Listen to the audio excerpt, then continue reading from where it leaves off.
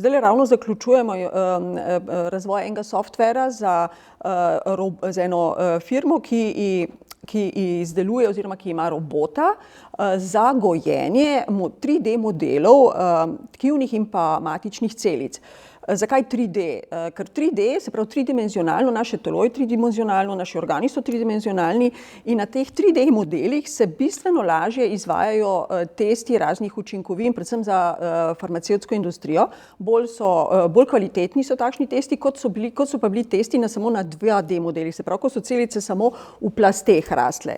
In ker so ti modeli izpopolnjeni, ker omogočajo boljše testiranje, je zaradi tega tudi precej manj testiranja na živalih.